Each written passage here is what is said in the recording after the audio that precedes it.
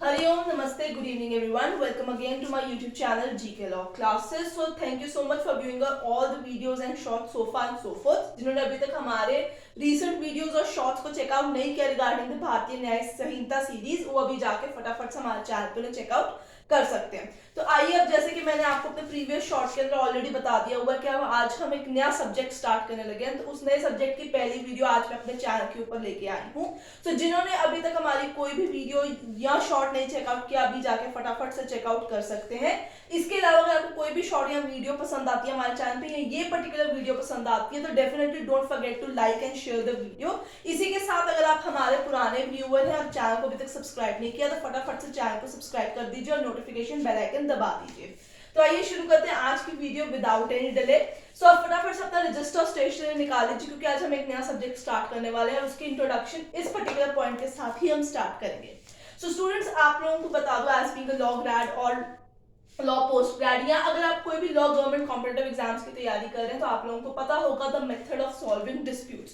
So I hope आपको disputes का मतलब डेफिनेटली पता होगा यहाँ पे मैं किस चीज की बात कर रही हूँ। सो हमारे पास इन जनरल पैरालाइंस दो तरीके के मेथड होते हैं सॉल्विंग दी पर्टिकुलर डिस्प्यूट। सबसे पहला मेथड होता है आपके पास एडजुडिकेशन।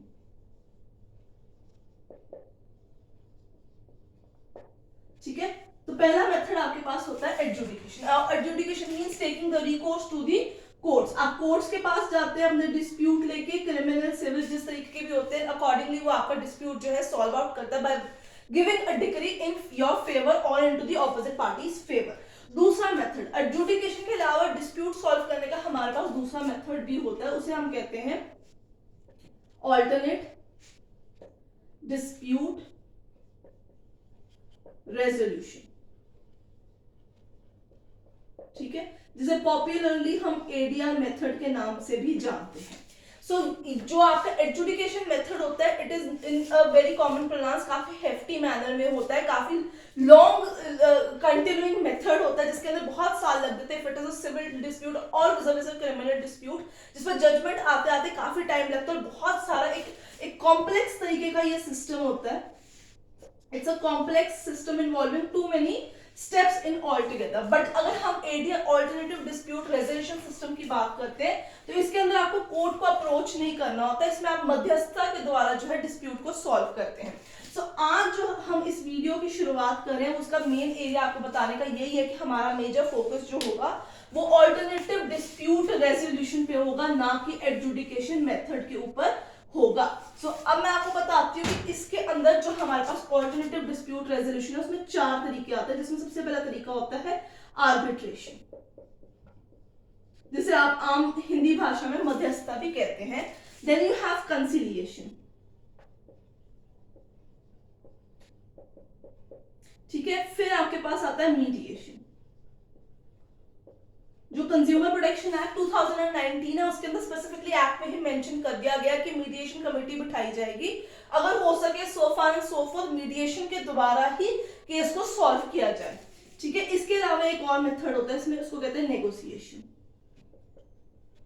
सो जिन्होंने एडीआर सिस्टम पढ़ा होगा उन्हें ये पर्टिकुलरली चारों मेथड्स के बारे में काफी अच्छी नॉलेज होगी, बट अगर जिसने नहीं भी पढ़ा हुआ एडीआर, तो आज मैं आपको बता दूं कि हमारी वीडियो के अंदर मेजर फोकस किसके ऊपर होगा, आर्बिट्रेशन के ऊपर होगा।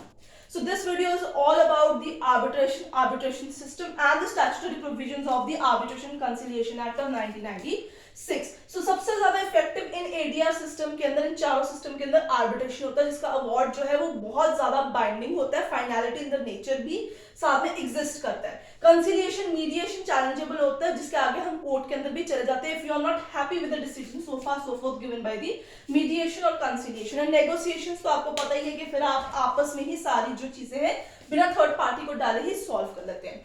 सो स्टूडेंट्स, आज का हमारा मेजर फोकस जो होगा वो आर्बिट्रेशन के ऊपर ही होगा। So from the ADR system we are going to discuss with this video the arbitration particularly.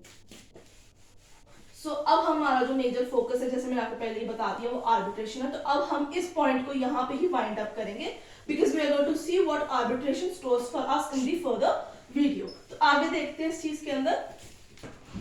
Method of dispute समझ लग गया, अब हम बढ़ते हैं स्टैट्यूटरी प्रोविजन के द्वारा, यानी the arbitration and the conciliation act 1996। सो मैं आर्बिट्रेशन एक्ट ही लिखूंगी इसे थोड़ा शॉर्ट करने के लिए, ठीक है, बट आप चाहे तो पूरा रजिस्टर के अंदर मेंशन कर सकते हैं। Now student, this is very important to consider कि हमारे पास बहुत सारे लॉ गवर्नमेंट कॉम्पिटिटिव एग्जाम्स आने वाले हैं। मैंने कुछ का नाम ऑलरेडी प्रीवियस शॉर्ट के अंदर भी मेंशन किया था।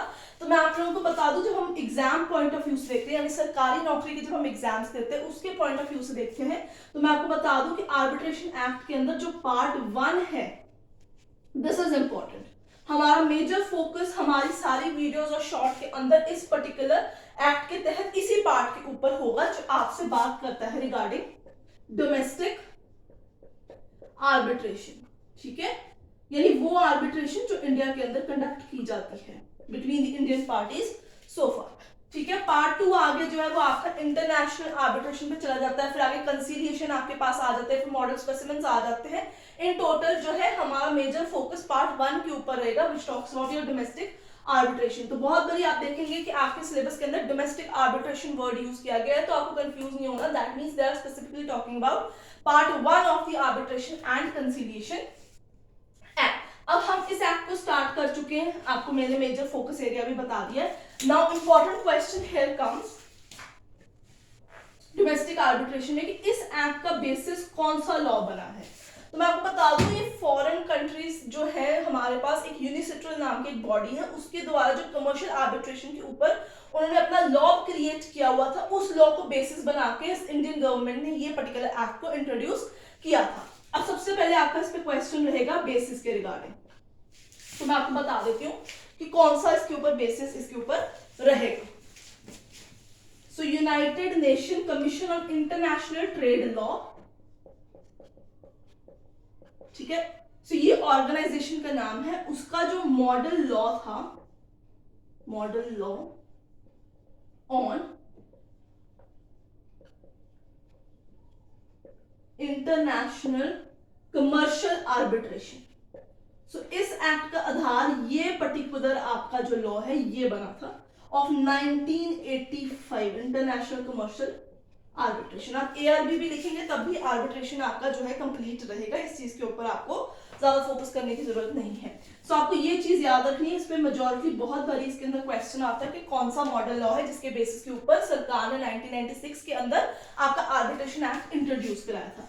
अब बात कर लेते हैं before heading towards the point, जो हमारा मेजर फोकस एरिया रहेगा, कितनी अमेंडमेंट्स आ चुकी हैं। रिसेंट्स की अगर बात करें तो 2015, 19 और 2021 के अंदर इसके अंदर अमेंडमेंट आई थी। लास्ट 2021 के अंदर जो आपका 8th शेड्यूल था उसको ओमिट कर दिया गया था, उसको निकाल दिया गया था उस चीज के अंदर से। 43J था वो पार्ट जो उन्होंने निकाल दिया था, ठीक है। इसके साथ रीसेंट डेवलपमेंट्स के ऊपर आप लोगों ने नजर रखनी है। आर्बिट्रेशन एक्ट के अंदर हमारा मेजर फोकस थेट्रिकल एरिया रहता है, प्रैक्टिकल नहीं रहता, क्योंकि एमसीक्यूज थेट्रिकल कॉन्सेप्ट्स के अंदर से ही आने होते हैं। So if you have any doubt to let me know in the comment section. Video पसंद आ रही है तो लाइक कर दीजिए और वीडियो के एंड तक बने रहिए। इसके साथ अगर आपके और कोई फ्रेंड्स भी आपके साथ कॉम्पिटिटिव एग्जाम्स की तैयारी कर रहे हैं, so don't forget to share our channel, particularly GK law classes.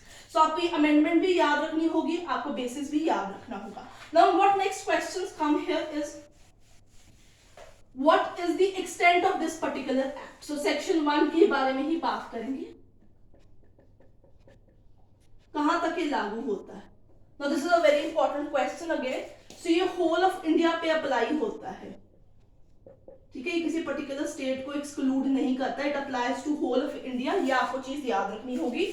अगर आप सेक्शन 2 की बात कर लेते हैं, वो आगे डेफिनेशंस पे आ जाता है, बट हमारा वहां पे कोई फोकस नहीं है। These are simple definitions, you can refer the statutory provisions so far and so forth, ठीक है स्टूडेंट्स। इसके अलावा आपको ये चीज याद रखनी होगी कि इसके अंदर मेजर रेफरेंस किस चीज का रहेगा, यानी आर्बिट्रेशन एक्ट जो है। अब उसका बेसिस तो हमें पता चल गया कि हमने यूनिसेट्रल के मॉडल लॉ से उठाया हुआ इस पर्टिकुलर एक्ट को, बट आर्बिट्रेशन जब हम एक्ट की बात करते हैं तो उसका एक रेफरेंस होता है, उसकी एक नीड होती है, उसकी एक नेसेसिटी होती है, जिसके बगैर आप इस पर्टिकुलर एक्ट को जो है कंसिडर नहीं कर सकते हैं, ठीक है। मैं इसको और नीड में वर्ड लिख देती हूँ यहाँ पे, ठीक है, ये आपका इंपॉर्टेंट रहेगा यहाँ पे। What is the reference, what is the need, जिसके बगैर आप इस पर्टिकुलर एक्ट को टच अपॉन नहीं कर सकते हो, वो है आपके पास आर्बिट्रेशन एग्रीमेंट। अगर दो या दो से जितनी भी ज्यादा पार्टीज हैं उनके बीच में लिखित तौर पे आर्बिट्रेशन एग्रीमेंट नहीं बना होगा तो आप आर्बिट्रेशन एक्ट को टच अपॉन नहीं कर सकते, आप उसको रेफर नहीं कर सकते, उसके तहत अपना केस नहीं सॉल्व कर सकते। So in order to basically achieve a good order और अवार्ड इन योर फेवर, और वो भी एडीआर सिस्टम से, आर्बिट्रेशन एक्ट से, उसके लिए क्या मैंडेटरी है, आर्बिट्रेशन एग्रीमेंट का होना, and that too in written format. ऐसे वैसे बोल बोल के बिल्कुल नहीं चलेगा, रिटन फॉर्मेट में जिसमें पार्टीज के नाम, सिग्नेचर्स और ये चीज लिखी हो कि कल को अगर हमारा डिस्प्यूट रिगार्डिंग पर्टिकुलर पॉइंट हुआ तो हम आर्बिट्रेशन रेफर करेंगे। जब तक ये चीज आर्बिट्रेशन एग्रीमेंट सेक्शन नंबर 7 में फर्दर मेंशन किया गया, अगर ये चीज मेंशन नहीं की जाएगी तब तक आप आर्बिट्रेशन एक्ट को इन्वोक नहीं कर सकते हो, आप उसको टच अपॉन नहीं कर सकते हो। सो इसके कहने का मतलब यहाँ पे सिंपल भाषा में यही चीज है कि आर्बिट्रेशन एग्रीमेंट का होना बहुत ज्यादा जरूरी है। ये कमर्शियल डिस्प्यूट नहीं है, नॉट अ कमर्शियल डिस्प्यूट। आपको याद रखना होगा ये कोई भी कमर्शियल या सिविल डिस्प्यूट नहीं है, ठीक है। So existence of agreement is necessity and the agreement cannot be regarding your commercial or civil dispute and so far so forth। तो आपके पास लिखित लिखा पढ़ी होनी चाहिए इस चीज के अंदर, तभी आप इस पर्टिकुलर एक्ट को इन्वोक कर सकते हो। So students let me tell you, हम सेक्शन वाइज सेक्शन नहीं जाएंगे, इसका एक पर्टिकुलर फॉर्मेट होता है, एक पर्टिकुलर स्टाइल होता है जिसके बारे में हम अगली वीडियो में आपके साथ डिस्कस करेंगे। उसमें आपको एक चार्ट दिखाऊंगी, अगर हो सका तो वो चार्ट मैं आपके साथ शॉर्ट्स में भी शेयर करके जरूर कोशिश करूंगी कि शेयर करूं आप लोगों को। तो आप हमारे चैनल को सब्सक्राइब करके रख लीजिए ताकि आपको पता चल जाए कब नई वीडियो, कब नया चार्ट आया है। ये जितना भी हमने आज आर्बिट्रेशन एक्ट का डिस्कस किया ये जनरल प्रोविजंस पे है, इसमें एक दो क्वेश्चंस ही सिर्फ इंपॉर्टेंट है, जैसे बेसिस हो गया, एक्सटेंट हो गया, इसमें और कुछ जानने की आपकी ज्यादा जरूरत नहीं है। इंपॉर्टेंट एस्पेक्ट इस एक्ट का हम अगली वीडियो के अंदर डिस्कस करेंगे, तो आप हमारे चैनल के साथ बने रहिए। वीडियो पसंद आए तो लाइक शेयर कर दीजिए, चैनल को सब्सक्राइब करना भूलिएगा मत।